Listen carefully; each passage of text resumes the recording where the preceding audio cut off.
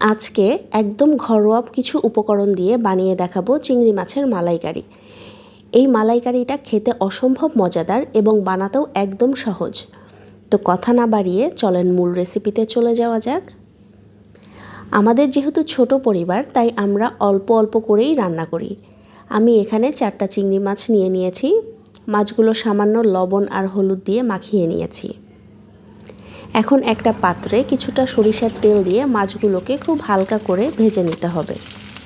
মাছগুলো ভাজা হয়ে গেলে এখন তুলে নিচ্ছি।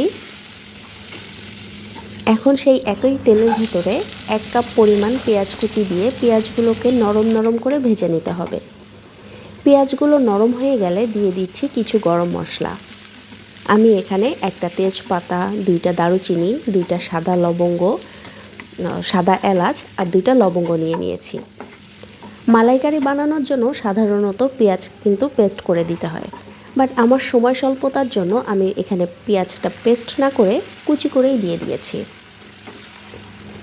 পেঁয়াজ ভাজা হয়ে গেলে সামান্য পরিমাণ পানি দিয়ে দিচ্ছি যেন পেঁয়াজটা পুড়ে না যায়।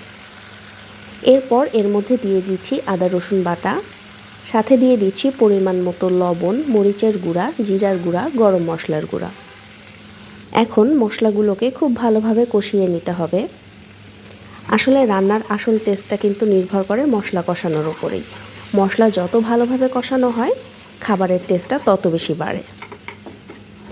মশলা কষানোর পর যখন তেলটা উপরে ভেসে আসবে, ঠিক সেই পর্যায়ে দিয়ে দিব তরল দুধ।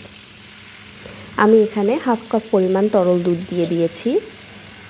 2 থেকে 3 মিনিট দুধ দিয়ে মশলাগুলোকে কষানোর পর দিয়ে দিব দই। এখানে অনেকে টক দই ব্যবহার করে, বাট আমি এখানে আজকে হালকা মিষ্টি যেই দইগুলো আছে সেই দইটা ইউজ করেছি। এরপর আবার মিনিট 5 কষানোর পর দিয়ে দিব নারিকেলের দুধ। চিংড়ি মাছের মালাইকারিতে কিন্তু নারিকেলের দুধটা মাস্ট। তারপর সব কিছু ভালোভাবে কষানোর পর ঝোলগুলো যখন ঘন হয়ে আসবে, ঠিক তখন দিয়ে দিব ফালি করে রাখা কাঁচামরিচ। তারপরে দিয়ে দিব ভেজে রাখা সেই চিংড়ি মাছগুলো। মাছগুলো কিছুক্ষণ রান্না করার পর যখন তেল ভেসে আসবে, ঠিক সেই পর্যায়ে চুলাটা বন্ধ করে দিব। তারপর পরিবেশন করে নিব। এখানে আমি সামান্য একটু লেটুস পাতা দিয়ে চিংড়ি মাছগুলো পরিবেশন করে নিয়েছি। এই চিংড়ি মাছের মালাইকারি সাদা ভাত, পোলাও সব কিছুর সাথে খুব দারুণ মানিয়ে যায়। বাসায় একবার হলেও ট্রাই করবেন এই চিংড়ি মাছের মালাইকারি রেসিপিটা। That's enough for today. দেখা হবে নেক্সট কোনো ভিডিওতে। সেই পর্যন্ত সবাই ভালো থাকবেন, সুস্থ থাকবেন এবং আমাদের জন্য দোয়া করবেন। টাটা, আল্লাহ হাফেজ।